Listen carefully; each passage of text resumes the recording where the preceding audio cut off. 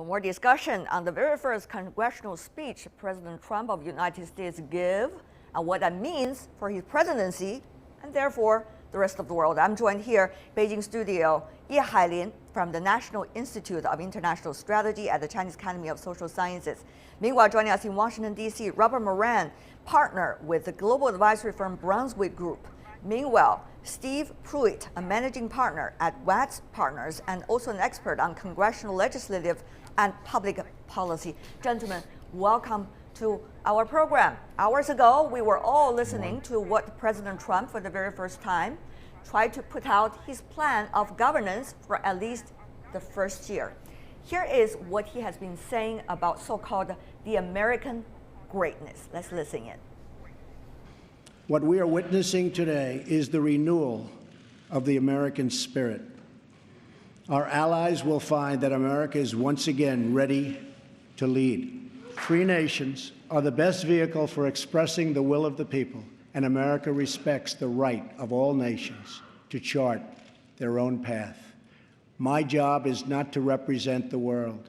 My job is to represent the United States of America. Well, a lot of applauses, at least from the Republicans, but the rest of the world seemed to be a little bit skeptical, to say the least. Mr. Moran, I mean, only representing America, putting America first, and how can America position itself to be so-called the leadership, once again, of the world?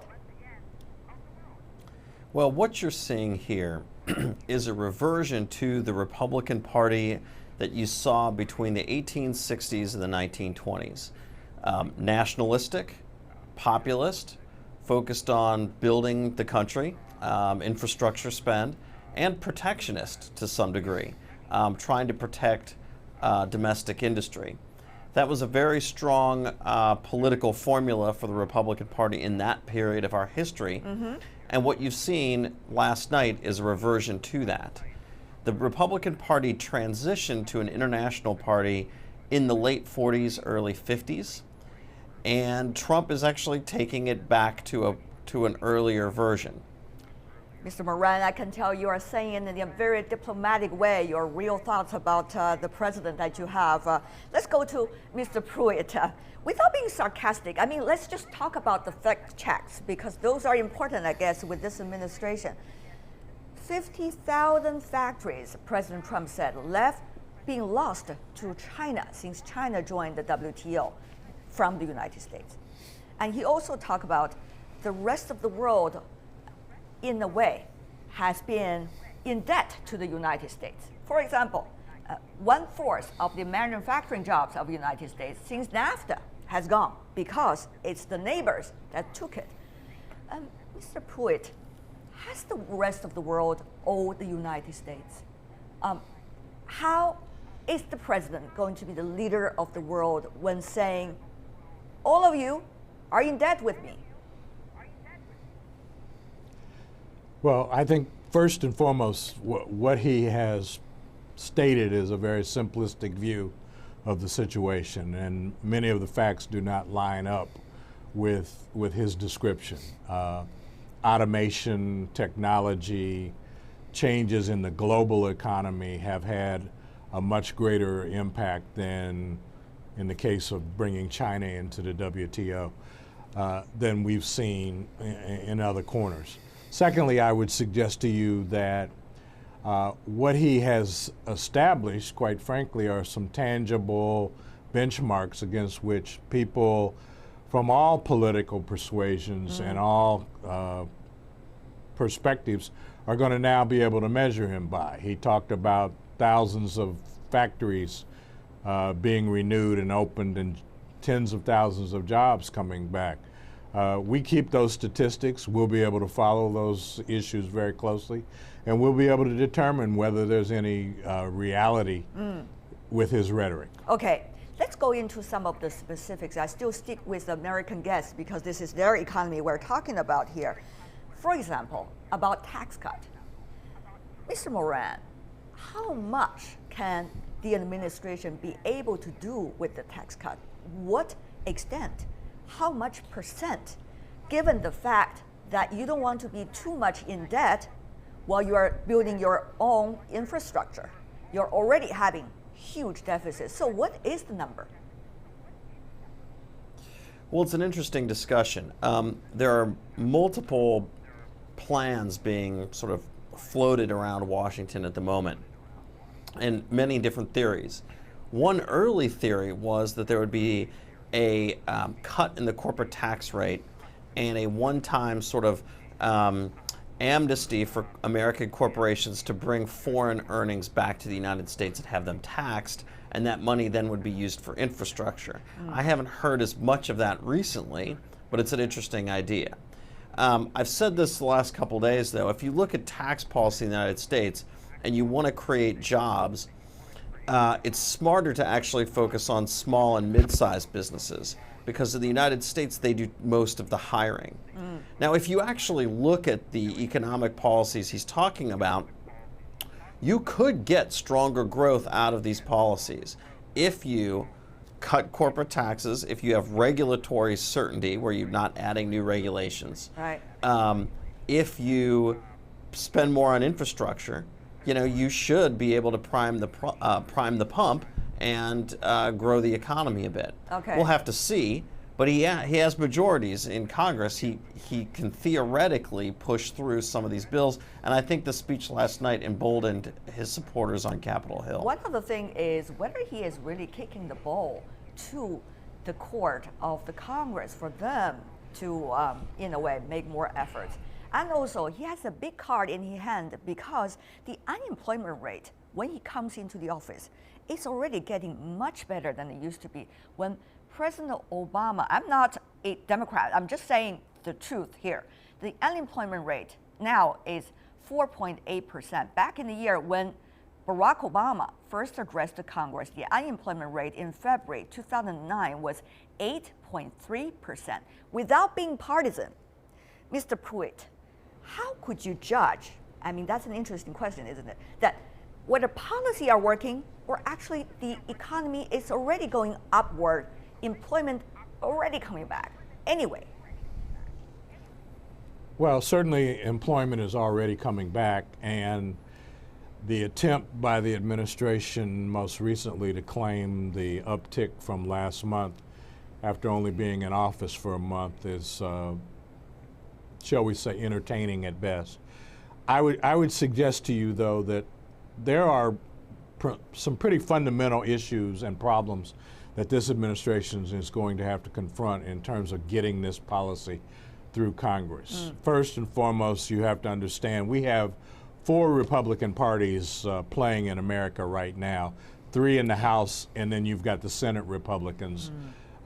This is going to force the administration to choose between competing plans around amounts, dollars, focus, impact for all of their health, all of their tax, all of their trade issues. And it's going to require them, quite frankly, to be much more engaged than they have been to date. Secondly, I think one of the things that was missing last night was any true expression, if you will, of leadership. Leaders choose a direction and lead in that direction. What we saw last night in that speech was essentially a pep talk suggesting that things are not going to be as bad as we think they are, so let's go take on these battles. And I'm not sure that that's the kind of leadership that gets us to quick conclusions, at least. Well, some could say, well, Mr. Moran and Mr. Pruitt, you are just the Washington establishment, and therefore you don't buy what this statement has been from a very unique leadership like President Trump. So let me ask you about another specific issue. Let's see whether he provides solutions. Immigration, that has been the biggest debate since he came into the office. Now, there's a balance of the court and the executive branch, but there were talk, Mr. Moran, you are a Washington insider, you know this. Before this congressional speech, he was entertaining the reporters, and he was suggesting to the reporter, maybe we want to make those illegal immigrants without the paper in the United States to become legal. And of course, that was only entertained during that meal. Then, during the speech, he didn't put that into it. So this is not a trivial thing. This is, in a way, people are asking, Mr. Moran, if I could, whether he is this really is the leadership. Yeah, go ahead. Yeah, go ahead, sir. I know you want to comment. Go ahead. Well, I think that it's important. We're still trying to better understand Trump's communication style. And I was saying this last night before his speech. You know, most politicians, most government leaders have a communication style focused on persuading an audience. Trump's communication style appears to be born from his business background, where he's trying to precondition a negotiation. So if you're trying to gain leverage in a negotiation, you take the strongest point over here, and then you push, and then you test people's ability to come your way, or maybe where the deal is. Right. So if his worldview is about making deals and negotiating deals, he's using communication as a way to prepare a deal. It's a very different way of thinking about communication than the way we've normally thought about it. But I will say, you know, yes, we're both insiders here, but when I watched the speech, I thought it was a home run. I thought that was a very strong speech, not because I liked it, I didn't like it that much, but to the people in the middle of the United States, in middle America, I think that thing hit home. I've done hundreds of focus groups around the United States, Right. and I could tell you, listening to that, that was a very strong speech to the middle of middle America last night. Of course, there is also the international Here- audience listening. Okay, Mr. Pruitt, briefly from you as well. Go ahead, sir.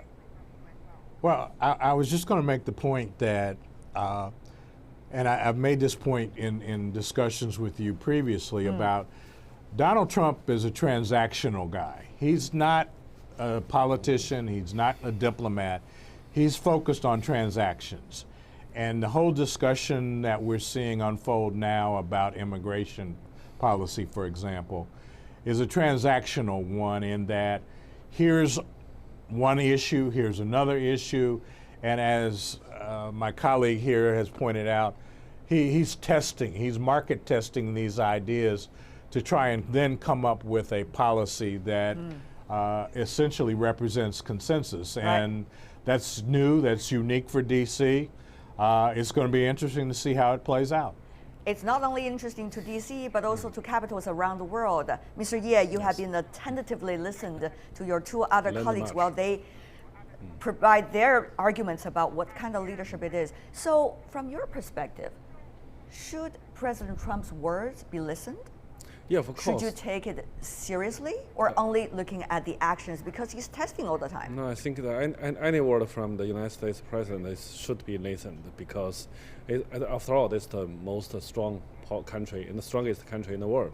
But there's one sentence made me not only feel interesting, I even laugh and smile, because they say that every country has the right to choose their own path. This sentence, this expression is very interesting because for the last 30 years, basically, this word came from the Chinese speaker, not from the United States.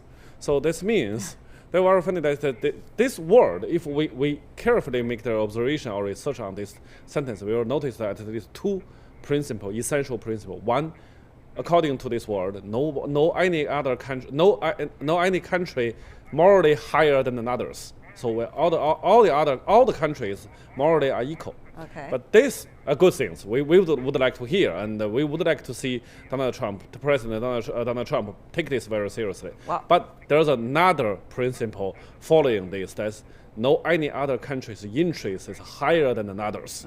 But this word, in the realist word, that they will translate into that, if I have the power, I will impose my interest over you. So they will go back to the geopolitics world, and this world is definitely nothing like the globalized or the internationalized mechanism system, and known like this. We will go to the bilateral context and even competing world. So we will very familiar such kind of phenomenon in 19th centuries, but not in 21st centuries. Very interesting. Whether he has the IPR over this sentence or not, that's one issue. But what you said about the latter statement, which is usually also an important component of the overall concept, is not being expressed. And therefore, Mr. Ye, people are wondering, Mr. Trump, very low-key about what to do with China. Yeah. Number 2 economy already. Sure. Very low-key about what to do with Iran. with the nuclear crisis on the Korean Peninsula. All of these questions are not being explored at all. How do you understand that? I think firstly, this speech is about American domestic course. policy, of course. And secondly, I don't think that Donald Trump already made the decision or think very clear about his foreign policy. He still make the observation and follow the more pragmatic attitude towards all the kinds of issues. He's testing in other country. But for China, I would like to say something word because there's a very high-level contact between China and U.S. government a couple of days ago, and I don't know why Our State Councilor Yang Jiechi was in the United States. He also met the president and also the State Secretary of State. The President Trump remained very low-key. Is whether the consequence of this dialogue, or is because of the Donald Trump is not ready to formulate his policy, is the totally different understanding on the current stage of the China-U.S. relation. So we need to be more carefully. I see. Before we go, I do want to get opinions from the other two panelists. Mr. Pruitt, likely in spring, even the two heads of state going to meet, China, U.S.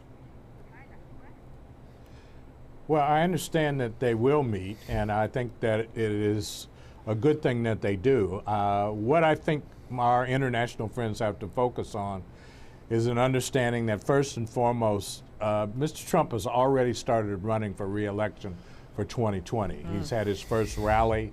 More events are already planned. And his governing style will, in fact, parallel what he runs for re-election on. Secondly, I think successes in dealing with our international partners are going to be part of his overall reasoning for why he should be reelected. He's not going to go into any of the international transactions, if you will, without being very careful, without being very thoughtful. And I think that is a major change from what, again, the diplomatic approach that most international partners have seen. And lastly, I would just say to you that in looking at his situation, he's still staffing up, as you well know, and a lot of the minds that will be brought into these activities going forward are thinkers that you've seen before, that you've heard before, that you know a lot about. So I think there's plenty of stuff that's coming that will be familiar, but it's going to be served up in a very different manner. Mr. Moran, trivial fight is over, according to President Trump. Is it really? What about the real fight on the international battleground, quote unquote? Well, I mean, this president views the world through the lens of domestic politics and domestic achievement. And so foreign observers need to basically factor that in to their understanding of how he thinks about the world. I think there is a challenge here, and I think my friend here in Washington alluded to this, which is that NAFTA, the North American Free Trade Agreement, was never popular, and some elements of free trade agreements and international trade have not been popular in the United States. However, the real challenge in the future in terms of jobs is in automation, is in robots and algorithms, and how the United States adjusts to that future. And both the United States and China are adjusting to that future. In fact, China is the #1 buyer of industrial robotics. Okay. And so, you know, we have a number of things in common, and a trade war would not help us. Not at all. But we understand there is already a policy paper being provided to the U.S. Congress on the policy of this administration regarding trade. Some were suggesting in it that the administration suggested if WTO ruling is not in favor of the United States, U.S. is not likely to follow, according to some media reports. We're going to see what's going to happen, gentlemen. A lot to come. 1 year's time. Thank you so much. Hailin, Robert Moran, Steve Pruitt. Really appreciate it. Thank you.